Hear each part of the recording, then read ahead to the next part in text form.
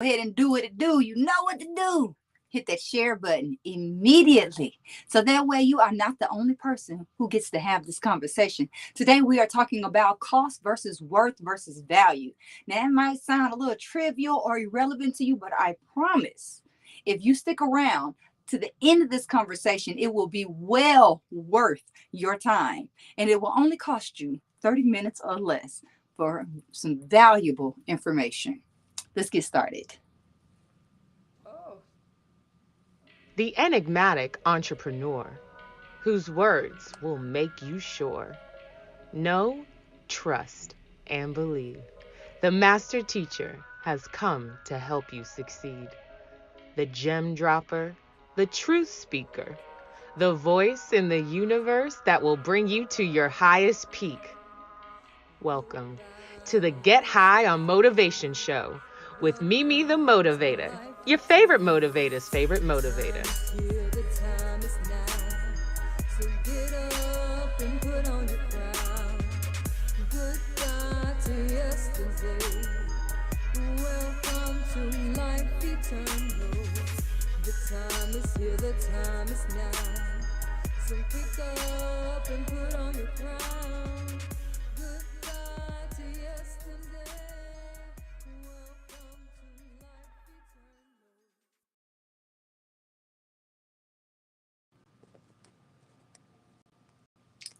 What's going on, love bugs? Good morning, good afternoon, and good evening. I am loving being back every single week with you. If this is your first time, let me go ahead and tell you what's going on around here. This is the Get High on Motivation Show where we get together once a week so we can discuss how we can become 1% better in one area of our life. Just 1% better in one area of our life every single day. But we get together for a quick conversation to make this happen with you. So I hope that you enjoy this conversation. I am Mimi the Motivator, your favorite motivator's favorite motivator. And this is the Get High on Motivation Show. I am a holistic leadership development expert, which just means that I read all the books and I tell you what they say. I help people bridge that gap between where they are and where they desire to be. Because I believe that whatever you desire, I don't care how big or how small it may be, that you deserve it, that you are worthy of it. Matter of fact, let's go ahead and say the affirmation for today. I am worthy of what I desire. I am worthy of what I desire. Make sure that you say it 3 times because we want to create a whole new neural pathway in our brain so that way it can stick and stay. I am worthy of what I desire. You are worthy of what you desire, love bug. I promise. I don't care if you desire something big and crazy, wild and adventurous, or something that is off the grid and small in a small hut, whatever it might be. You just might want more peace in your life. Definitely you have tuned into the right conversation. Every single week, I promise to give you something not new. Definitely, because there's nothing new up under the sun. Like I said, I just read the books and tell you what to say. I read the books, I watch the videos, I attend the seminars, I do all this, and then I like to compact it down so we can have a quick conversation and you can be on your way. Because everybody doesn't have the time on their hands to delve into personal and professional development the way I do, but I have made it my business and I have built a business around it. And that's what we do. We approach our clients with a holistic approach because we believe that you are a whole person. We work on the 4 pillars of wealth: mental health, physical health, financial health, of course, and also spiritual health. So if you're afraid to talk about a little God or higher power or source energy, then this might not be the right show for you. If you are afraid of vocabulary words that are a little harsh or what some people might call them cuss words, then this, may or may not be the show for you. But what I know is that in powerful conversations, any powerful conversation, any powerful table that I have sat at, there's 2 things that go down. People pray or talk about God, and people cuss like sailors. All right, so I'm not going to try to cuss like a sailor on you. I am going to do my best to keep my mouth from being too potty-ish, but we're going to start off with some potty words, and that's why I went ahead and dropped that disclaimer. This week, I got some lyrics from a song I listen to every now and then to get me hype. All my music gets me hype. Nah, I'm lying. Some of the music calms me down. Gotta have music to to translate or transmute your vibration into what it is that you need to be at that time. But there is this song by a young lady named Bia.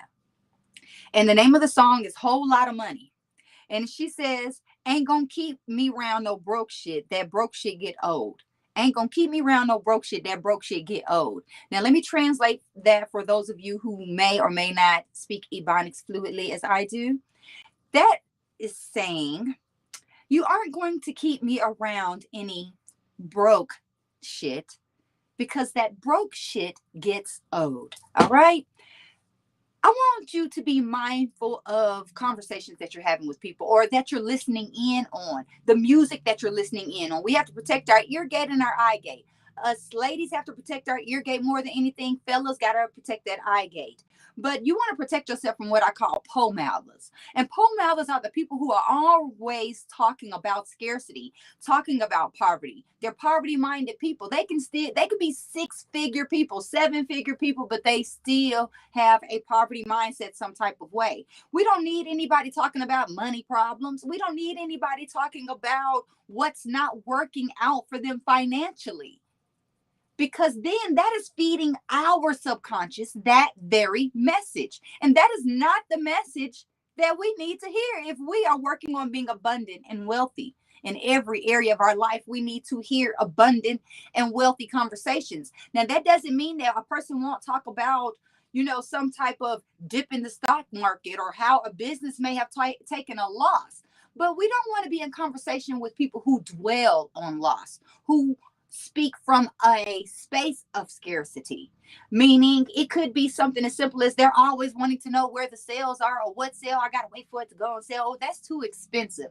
If you talk to somebody who says something is too expensive on a regular basis, it's time to reevaluate that conversation, reevaluate that relationship, because anybody who uses the words too expensive deems the universe has not deem them valuable enough for those things. There is nothing that is too expensive.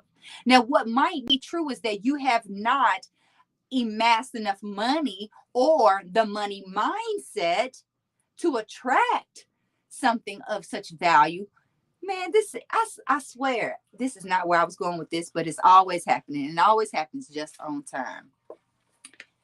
We want to talk about value versus cost versus worth today. And this is not where I was going with the conversation, but it's already starting to come up out of my spirit. Obviously, it's been on my mind. I mentioned last week that we were going to talk about the difference between cost and worth. And we could talk about this high level, or we can go real deep, how I like to do. So we are going to go ahead and jump right into it, if you don't mind. But before we do, let me go ahead and give a shout out where I need to give a shout out. I need to give a shout out to Evolve Me University, because that is where my new course, Heal the Root of Your Abundance, Stability, and Security, can be found. So go ahead and head over to courses.evolvemeuniversity.com and check out my new course. Okay? Boom. Shout out to me. B. All right. So I really want to jump to this conversation because I feel like it's itching up under my skin or something. I see it's already pouring out through our conversation with food for thought. But again, I want to remind you, do not surround yourself around broke things or broke talking people. Even broke things. Let's talk about that. We are going to rewind. Ooh, Lord forgive me. We're going to do some editing on this. Do not surround yourself with broken things. Let broken things go. Throw those shoes away. Throw that broken device away. Donate it. Donate those clothes that you're not wearing anymore, the ones that have gotten too small or have gotten too big. Believe in an abundant universe, and if you ever get back to that size, then you'll get more clothes, okay? But we need to let go of broken things. Don't let things be broken in your home. Now, if you cannot afford to fix it, I understand. We have all been there, and we may get there again. Who knows? But what we are going to call into the universe is all things that are broken in our lives will be fixed at this time. And you have to do the work like we talked about last week in order to make that happen. But we do not need to be having broken things laying around us, because broken things show us subconsciously, definitely visually, that we are not worthy of things being in their proper state or most valuable state. So let me go ahead and get back. Let's get into this conversation about cost versus worth versus value. Originally, we were just going to talk about cost versus worth, but then the word value always comes up in that. So we're going to go through what the definitions of each one of these words are, but then we're going to go into a conversation to compare what that looks like. We can start easy, and that's we're going to start with a very simple example before I go into the definitions. But if I thought about a car, and if when you buy a car, it has a certain cost on it, but then there is a value that exists in the marketplace for that car, even as far as if someone was to wreck their car or something happened to it, God forbid, that the insurance company will pay them for their car. Now, what the car is worth to you usually is not something we can put money on it, because if you are somebody like me, I bought a car one time, y'all. I bought a BMW X5 and it just sat out there in the driveway. It sat out in the driveway for about 2 months straight, I want to say, without me driving it. So was it really valuable? Was it really worth me having the car out there, paying for insurance and never driving it, walking past it every day and going and hopping on the bus instead? But what if I had a car, let's take that same vehicle, and I had put it on Turo and was renting it out? Or I hopped in there and did one of those ride share services and it was paying me on a daily or weekly basis. You see how worth can be different, right? So let's go ahead and break down the definitions. Cost. Cost is the amount of money that we need to pay for something, to buy something, to purchase something. That amount of money that we exchange, that amount of energy, that paper energy that we exchange, or plastic energy. Where worth does not necessarily have a direct cash value or amount to it. It depends on the importance to a person or to a business. So whatever you may be charging for your services or for your products, the worth is deemed by your clientele, by your customer base, not by you. You get the chance to determine the value, though, because the value, let's think about a Ferrari, because value is more like limited amounts and high demand. That's what can create something to be valuable. But I want to use Ferrari as an example really, really quickly, because Ferrari is a car maker that I know only makes a few models of each one. So that places a certain amount of value on it. And every time one of those cars disappear off the map for one reason or the other, it makes the ones left even more valuable, right? So it's a lot of conversation. We're finna dive into it. So cost. There's different type of cost. There is time cost. Of course, there's money cost, but there's also energy costs. And I think it's time for some of us to evaluate the cost of some of the things that we have in our lives, some of the people we might have in our lives, some of the organizations that we have in our life. Because time is money, right? Whether you exchange your time for money, or even you are the type of person who uses your time and leverage. I don't know what's wrong with my mouth, y'all. I don't know if you're the type of person that leverages your time, but time at the end of the day is still money, because you could have done something else with my time. That's how I feel. I don't know if you've ever been there where I feel like I could have did something else than been here. I could have been somewhere else instead of sitting in this meeting for 2 hours and it created no results. I could have been at home creating content, researching, something of that nature, because at some point that is positioning me to make more money. Hence, time is money. But money can be replaced. If you lose money, if you spend money, if you invest money, it might return from that where you put the money, but a lot of times the money is going to come from somewhere else. You can go work some more hours, you can sell something else, but money can always be replaced. What cannot be replaced, though, is your time. Now, energy is somewhere in between there, but because we can go to a situation and it might be a situation that costs us our energy and we are dead tired when we are done. Whether it's because we have exhausted ourselves physically, we have exhausted ourselves mentally or emotionally, and you're just kaput afterwards. So we have to start thinking about, how much does something really cost? And is it really worth the cost? Because that's the question at hand today. Is the things that we are putting this cost and investing our time and our money and our energy to, are these things truly worth it? Now, worth, like the car. I told you the worth of the car. What was the real worth of the car that I mentioned earlier? What was the real worth of it just sitting outside? If you ask me, the only worth of it was what I could resell it as, because it served no value for me. It was worth nothing sitting out there to me. It looked cute, but it never moved. That's just like if you had a laptop. And I am at that point in life where I am ready to invest into a new hardware system, whether it is a laptop or a desktop, it doesn't even matter. But I am an Apple user, so we already know it's going to be somewhat of an investment, and that's okay, especially compared to buying a PC. And nothing against my PC users, I love y'all. Mwah, mwah. But us Mac users understand a different value and worth, and that's why we're willing to pay the cost. The worth of my laptop. Let me tell you why my laptop is so worthy. One, first and foremost, I typically record my podcast, the audio and the video. Sometimes I use a different piece of equipment, which I'm using today, but I meet with my clients. I research on this thing. I type, I create content, I design stuff. I do so much that everybody knows that this laptop goes with me everywhere I go. I take my Grammy to the oncologist and my laptop is right there in my purse, or typically in my lap. And I'm usually sitting there editing a podcast or doing something, because my laptop goes wherever I go. I'm serious about that laptop lifestyle. I can be anywhere at any time. As long as you got Wi-Fi or I got Wi-Fi and a laptop, I am good. But could you imagine if I decided to go off the grid? And let's say I went off the grid for 2 weeks. Somewhere where there is no Wi-Fi, no internet signal, and no electricity. What worth would this laptop serve?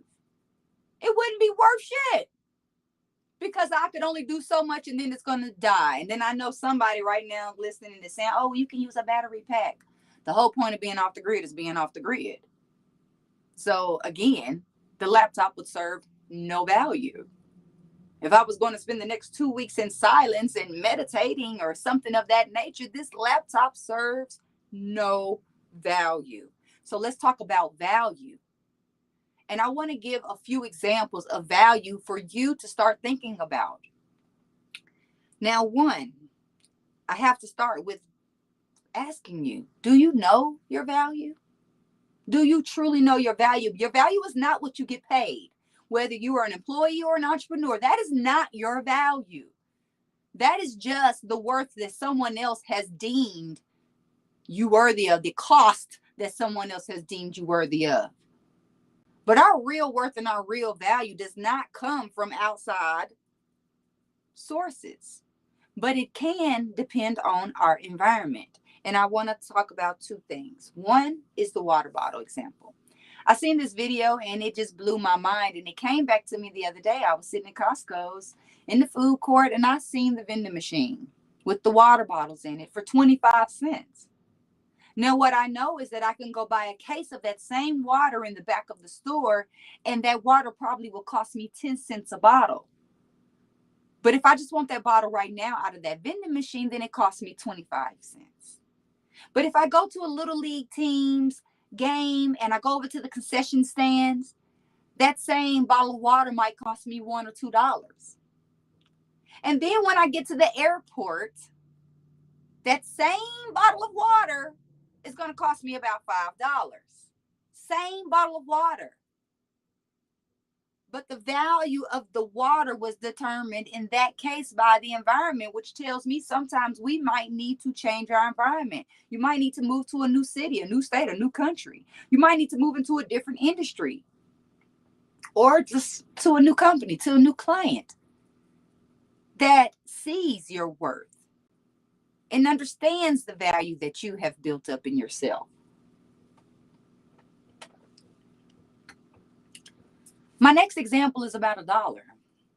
We all know $1 is worth $1. It's worth $1. So if I went into a store right now and I wanted to get a bag of chips, I could get the bag of chips, no problem with that dollar. Even if the bag of chips cost me 96 cents, I got that dollar, I can spend it. Now, if I went into somewhere else and they had a hamburger that cost 89 cents plus tax, and it came up to that same 96 or 97 cents, will that dollar work? Yes, right? Well, let me ask you this. If I crumpled up that dollar and balled it up as tight as I possibly can, how much is it going to be worth now? 50 cents? No, it's going to be worth $1 still, right? Because I can unfold it, I can smooth it out, and it's still $1. What if I stepped on the dollar? I balled it up and then I stepped on it. Would it still be worth $1, or is it going to be worth less than $1? Still $1, right? What if it rained and poured on this dollar to the point that it is wet and it is soggy? I wouldn't even really want to use it.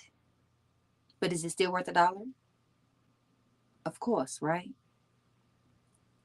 What if I tore the dollar in half? Ripped it? Is it still worth $1? Or is it worth 50 cents? Is one side worth 50 cents and the other side worth 50 cents? No. But what I can do is I can tape that dollar back together, and it is still worth $1. I can still take it in that store and buy that 96-cent item. Correct?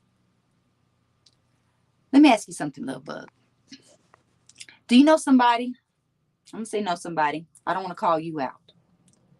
That has felt balled up or have found themselves balled up because of life, because they didn't know what to do. So they're just balled up in the bed.